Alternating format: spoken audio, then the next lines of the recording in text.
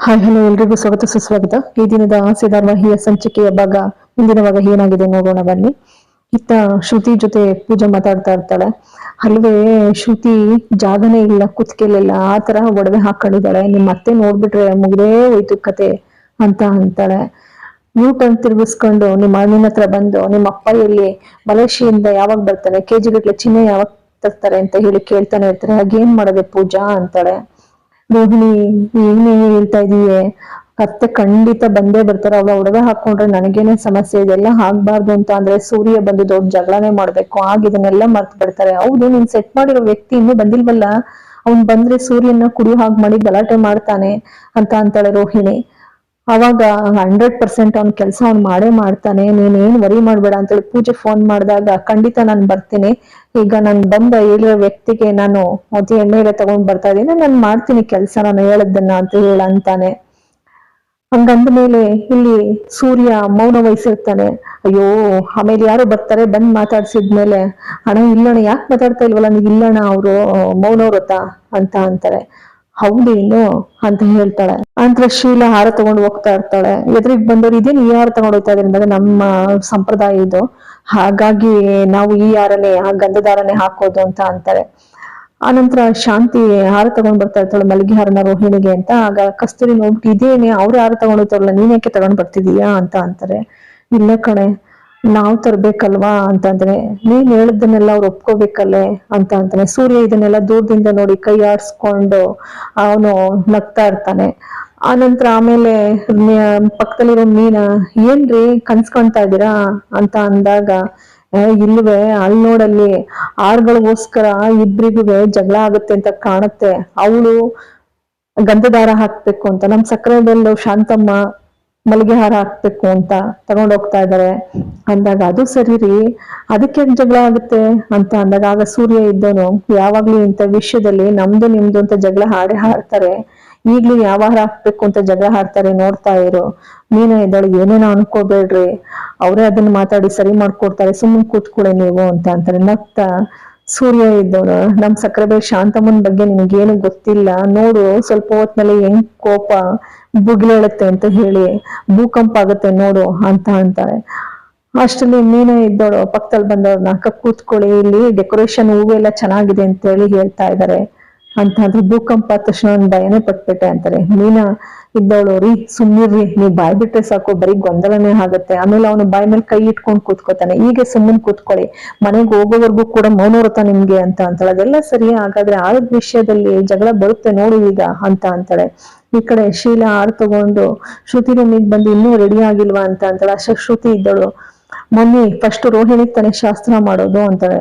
ಮೊದಲು ಹಾರ ಹಾಕು ಅಂತ ಕೊಡ್ತಾಳೆ.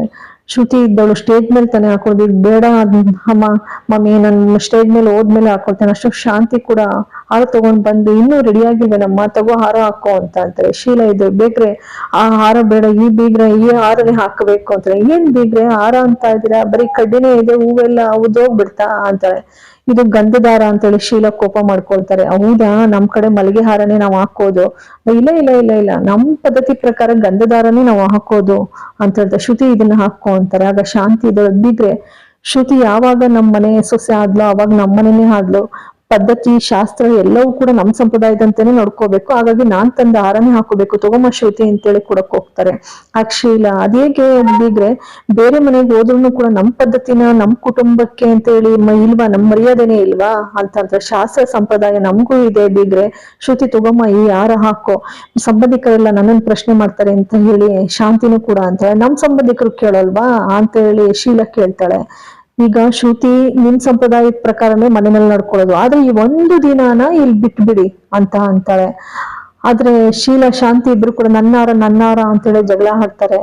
ಅನಂತರ ಸೂರ್ಯ ಇದ್ದವನು, ಟೆನ್ಷನ್ ಆಗ್ತಾ ಇದೆ ಕಣೆ, ತಡ್ಕೊಳಕ್ ಆಗ್ತಲ್ಲ, ಅಲ್ಲಿ ಏನಾಗ್ತಿದೆ ಅನ್ನೋದನ್ನ ನೋಡ್ಕೊಂಡೆ ಬಾರೆ ಒಂದ್ ಗಳಿಗೆ ಮೀನಮ್ಮ ಅಂತ ಹೇಳ್ತಾನೆ. ನಂಗ್ ಕೈಲದೆಲ್ಲ ಆಗಲ್ಲಪ್ಪ, ಸುಮ್ಮನೆ ಕೂತ್ಕೊಳ್ರಿ ಅಂತ ಅಂತಾಳೆ. ಬಾರೆ ಇಬ್ರು ಹೋಗಿ ನೋಡ್ಕೊ ಬರೋಣ ಅಂತ ಅಂತಾನೆ ಸೂರ್ಯ. ಮೀನ, ಸುಮ್ಮನೆ ಇರ್ರಿ, ಪ್ರಾಬ್ಲಮ್ ಇದೆ, ಇದು ನೀವೇ ಬರೋ ತರ ಮಾಡ್ತಿರಲ್ಲ, ನೀವ್ ಬಾಯಿ ತೆಗಿಬಾರ್ದು ಅಂತ ನನಗೆ ಹೇಳಿಲ್ಲ, ಸುಮ್ಮನೆ ಕೂತ್ಕೊಳ್ಳಿ ಅಂತ ಅಂತಾಳೆ. ಶಾಂತಿ ಶೀಲ ಎಷ್ಟು ಆದ್ರೂ ಕೂಡ ಜಗಳ ನಾಡಿತಾನೆ ಇರುತ್ತೆ. ನಿಮ್ಮ ಮನೆಯ ಶಾಸ್ತ್ರ ಮಾಡಿದಾಗ ನೀವ್ ಯಾರನ್ನ ಹಾಕೊಳ್ಳಿ ಬೇಡ ಅಂತ ಅಂತಿರ್ಲಿ, ಏನ್ ಬೀಗ್ರೆ ಚುಚ್ಚು ಮಾತಾಡ್ತಾ ಇದ್ದೀರಾ ಹ ನಾನೇ ಮಾಡ್ತಾ ಇಲ್ಲ ಈ ಶಾಸ್ತ್ರನ, ನಾನೇ ಎಲ್ಲ ಮಾಡ್ತಾ ಇರೋದು ಅನ್ನೋ ತರ ಮೆರಿತಾ ಇದ್ದೀರಾ ಅಂತ ಅಂತಾರೆ. ರೋಹಿಣಿ ಕರ್ಸಿ ಶಾಸ್ತ್ರ ಮಾಡೋಣ ಅಂತ ಅಂದಿದ್ದಕ್ಕೆ ನಾನು ಒಪ್ಕೊಂಡೆ ತಾನೆ, ಹಾಗೇನೆ ನೀವ್ ಯಾರಕ್ಕೂ ಕೂಡ ಒಪ್ಕೋಬೇಕು ಅಂತ ಶೀಲಾ ಅಂತಾಳೆ. ಅದು ಬೇರೆ ಇದು ಬೇರೆ ಆಯ್ತಾ, ಇದು ಗೌರವದ ಪ್ರಶ್ನೆ, ಹಾಗಂತ ಬಿಟ್ಕೊಡಕ್ಕಾಗತ್ತಾ? ನಮ್ಗೆ ಅಂತ ಕೆಲವೊಂದು ಪದ್ಧತಿಗಳಿದಾವೆ, ನಾವ್ ಹಾಗೆ ಮಾಡೋದು ಅಂತ ಶಾಂತಿ ಅಂತಾಳೆ.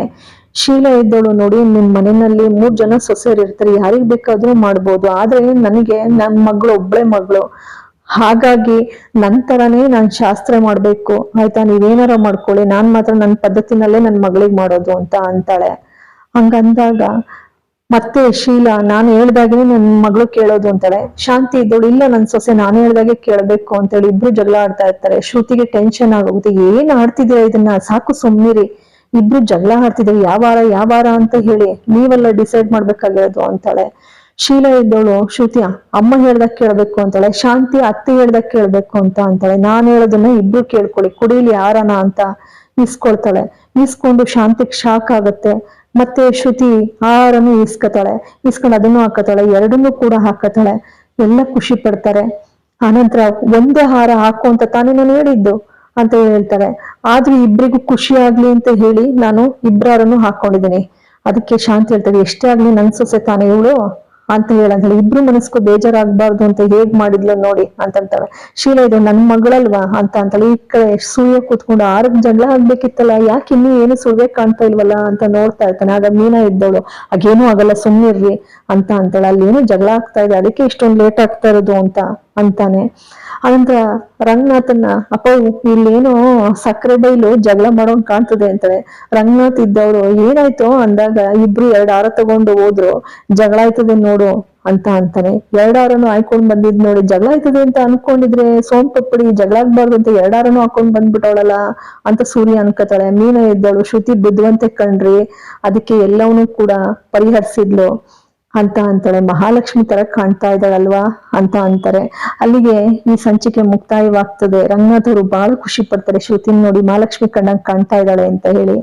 ನಿಮ್ಮೆಲ್ಲರ ಆಶೀರ್ವಾದ ಬಹಳಷ್ಟು ಮುಖ್ಯ. ಇಂದಿಗೆ ಈ ಸಂಚಿಕೆ ಮುಕ್ತಾಯವಾಗ್ತದೆ. ನಿಮ್ಮೆಲ್ಲರ ಆಶೀರ್ವಾದದಿಂದ ನನಗೆ ಸಬ್ಸ್ಕ್ರೈಬ್ ಮಾಡಿ, ಶೇರ್ ಮಾಡಿ, ಒಂದು ಲೈಕ್ ಕೊಡಿ. ಎಲ್ಲರಿಗೂ ಕೂಡ ಮತ್ತೊಮ್ಮೆ ಮಗದೊಮ್ಮೆ ಅನಂತ ಧನ್ಯವಾದಗಳು. Thanks for watching.